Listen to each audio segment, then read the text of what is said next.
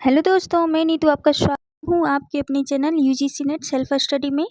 और आज फिर ये लास्ट वीडियो है पत्र पत्रिकाओं से संबंधित और ये काफ़ी महत्वपूर्ण होने वाला है। तो आज का सेशन शुरू करते हैं। उससे पहले अगर चैनल पर नए हैं तो सबसे पहले चैनल को सब्सक्राइब कर लें और बेल आइकन प्रेस कर लें ताकि हर नोटिफिकेशन आप तक पहुँच पाए और आप इसको देख पाएँ। तो चलिए देखते हैं।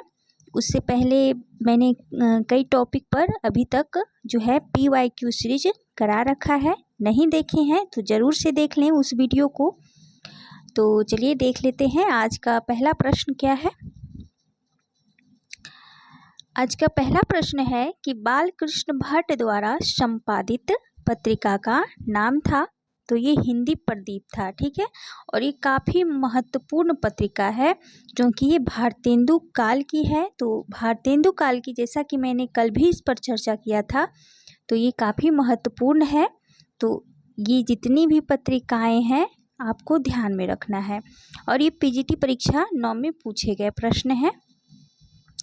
चलिए अगला देख लेते हैं थोड़ा सा कि हिंदी प्रदीप का संपादन जो है बालकृष्ण भट्ट ने 1877, इसका डेट भी आपको ध्यान में रखना है क्योंकि पूछ लिया जाता है। तो प्रकाशन हुआ था 1877 में। यह एक मासिक पत्रिका थी। कैसी पत्रिका थी? मासिक थी। और ब्राह्मण पत्रिका 1833 का संपादन प्रताप नारायण मिश्र और आनंद, ये 33 नहीं होगा 73 होगा, ठीक है। यहाँ पे गलत दिया है हालांकि, तो जो भी है गलत मेंशन है तो मैं आपको सही बता रही हूँ।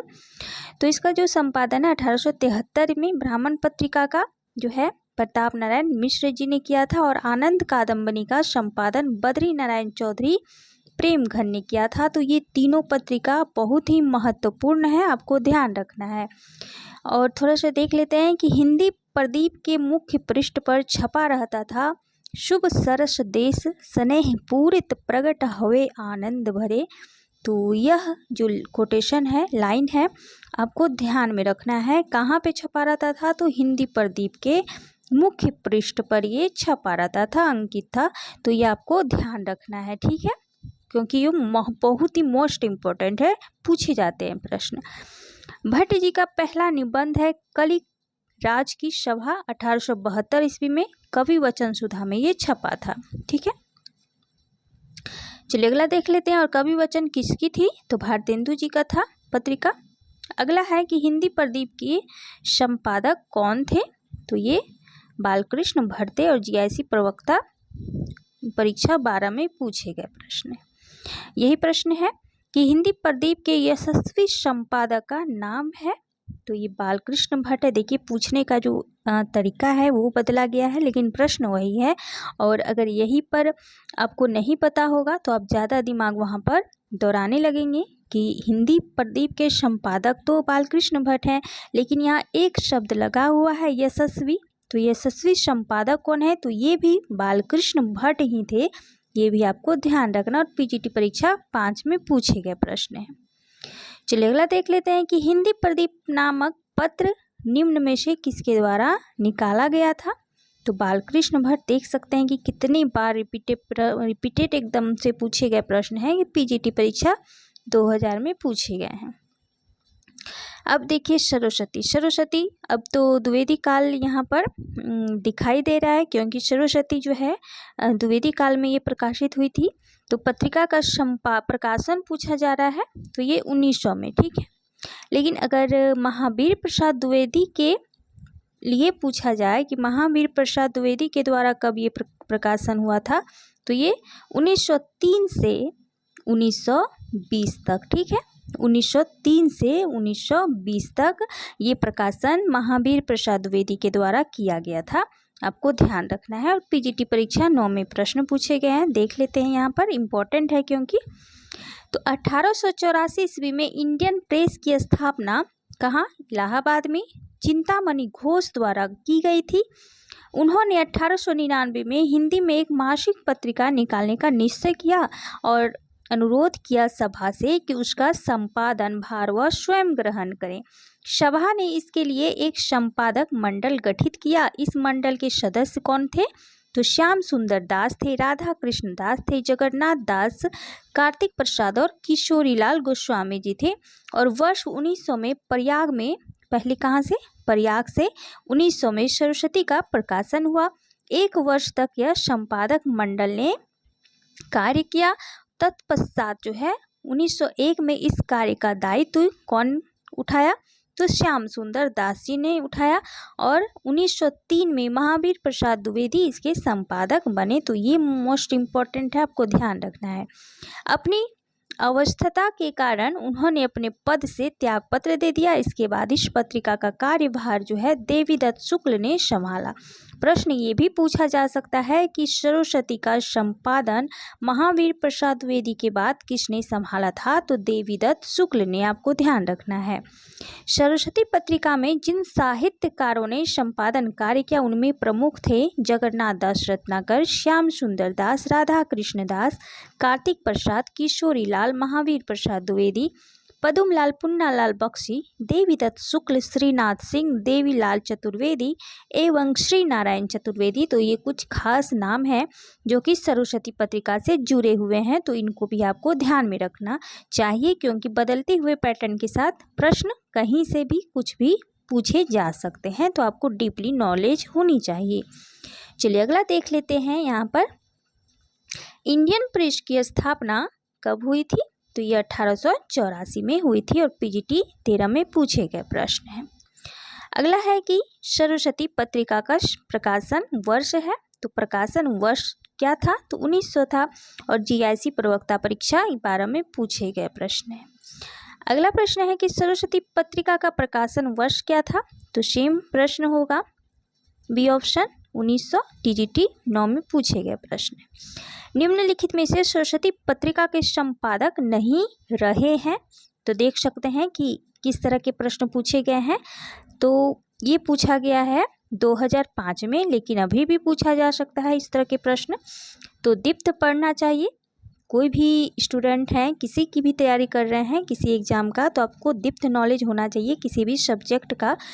तो क्राइटेरिया रखना चाहिए और उसका डीप नॉलेज अगर आपको है तो आपके प्रश्न नहीं छूटेंगे, चाहे वो कहीं से भी पूछ लें। तो श्याम सुंदर दास थे, श्री नारायण चतुर्वेदी थे, महावीर प्रसाद द्विवेदी थे, लेकिन शांति प्रिय द्विवेदी नहीं रहे हैं। अगला प्रश्न है कि सरस्वती पत्रिका के संपादक हैं, तो महावीर प्रसाद द्विवेदी हैं। अब देख लीजिए कि इनमें श्याम सुंदर दास नहीं है, तो कौन होंगे, महावीर प्रसाद द्विवेदी, क्योंकि ऑप्शन में कहीं भी वो नहीं है। तो टीजीटी परीक्षा 2 में पूछे गए प्रश्न है। अगला प्रश्न है सरस्वती पत्रिका के संपादक कौन थे, फिर वही प्रश्न है, महावीर प्रसाद द्विवेदी और केवीएस प्रवक्ता परीक्षा 14 में पूछे गए प्रश्न है। अगला देख लेते हैं। अगला प्रश्न है इनमें से सरस्वती पत्रिका के संपादक का नाम क्या है, तो ये है महावीर प्रसाद द्विवेदी और टीजीटी परीक्षा 12-11 में पूछे गए प्रश्न है। आगे वही प्रश्न है, कितना बार देख लीजिए, रिपीटेड प्रश्न है, एक प्रश्न कितनी बार पूछी गई है, तो आपको ध्यान रखना है इस तरह के प्रश्न को, और अभी भी पूछी जाती है सरस्वती पत्रिका से संबंधित प्रश्न। आचार्य महावीर प्रसाद द्विवेदी निम्नलिखित में से किस पत्रिका के संपादक थे, तो ये सरस्वती के संपादक रहे हैं। और ये सरस्वती पत्रिका वही है जिसमें निराला की जूही की कली को इन्होंने छापने से इनकार कर दिया था और लौटा दिया था। जूही की कली जो कि 1916 में प्रकाशित हुई थी, लेकिन इन्होंने छापने से मना कर दिया था। तो ये काफ़ी महत्वपूर्ण बात थी, इसीलिए मैंने बता दिया। अगला प्रश्न है कि महावीर प्रसाद द्विवेदी सरस्वती के संपादक कब नियुक्त हुए थे, तो ये 1903 से, लेकिन पूछा जाए कब तक हुए थे, तो ये होगा 1920 तक, आपको ध्यान रखना है। और आश्रम पद्धति प्रवक्ता परीक्षा 12 में पूछे गए प्रश्न है। अगला प्रश्न है आचार्य महावीर प्रसाद द्विवेदी सरस्वती पत्रिका के संपादक बने, तो देख सकते हैं कितना बार पूछा गया है, ये पीजीटी परीक्षा 15 में पूछे गए प्रश्न है, तो 1903 होगा। महावीर प्रसाद द्विवेदी ने सरस्वती पत्रिका का संपादन शुरू किया, 3 में शुरू किया, 20 तक, तो पीजीटी परीक्षा 2 में पूछे गए प्रश्न है। अगला प्रश्न देख लेते हैं। आचार्य महावीर प्रसाद द्विवेदी द्वारा सरस्वती पत्रिका का संपादन भार ग्रहण किया गया था। तो ये 1903 में ग्रहण किया गया था। टीजीटी परीक्षा 1 में पूछे गए प्रश्न है। अगले प्रश्न की तरफ बढ़ते हैं। क्या है? महावीर प्रसाद द्विवेदी ने सरस्वती के संपादन का उत्तराधिकार अपने पश्चात किसे सौंपा था? देख लीजिए, प्रश्न पूछे गए हैं और ये 2002 में टीजीटी परीक्षा में पूछे गए हैं। तो किसे सौंपा था? तो पंडित देवीदत्त शुक्ल को। ठीक है, चलिए अगला प्रश्न है। सामयिक वार्ता पत्रिका के संपादक हैं, तो ये हैं किशन पटनायक और पीजीटी परीक्षा 2000 में पूछे गए प्रश्न हैं ये। सामयिक वार्ता पत्रिका के संपादक जो हैं किशन पटनायक हैं और इसका प्रकाशन वाराणसी में होता है। अगला है कि धर्मयुग पत्रिका के यशस्वी संपादक थे, तो कौन थे? ये धर्मवीर भारती जी थे और टीजीटी पुनर्परीक्षा 4 में पूछे गए प्रश्न है। इसके बारे में देख लेते हैं, थोड़ा सा इम्पोर्टेंट है। तो जनवरी 1960 में डॉक्टर धर्मवीर भारती का धर्मयुग के संपादकीय विभाग में प्रवेश हुआ और इसके ये प्रधान संपादक के रूप में आसीन हुए और 13 मार्च 1960 यानी होली अंक में छोटी किंतु महत्वपूर्ण संपादकीय घोषणा प्रकाशित हुई थी। इसी अंक से सही अर्थ में भारती की परिकल्पना के अनुसार धर्मयुग का प्रकाशन शुरू हुआ। तो ये इसके मुख्य बिंदु थे, तो आपको ध्यान में रखना है क्योंकि इस तरह के प्रश्न पूछे जाते हैं। और आज जो है पत्रिका से संबंधित प्रश्न है समाप्त हो गया यहाँ पर।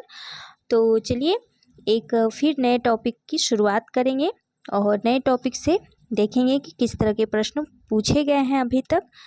तो आज के लिए इतना ही, फिर मिलती हूँ एक नए सीरीज के साथ। तब तक बने रहें मेरे साथ और चैनल पर नए हैं तो ज़रूर से चैनल को सब्सक्राइब कर लें और लाइक सब्सक्राइब शेयर ज़रूर से करें। चलिए थैंक यू सो मच दोस्तों, फिर मिलती हूँ एक नए वीडियो के साथ।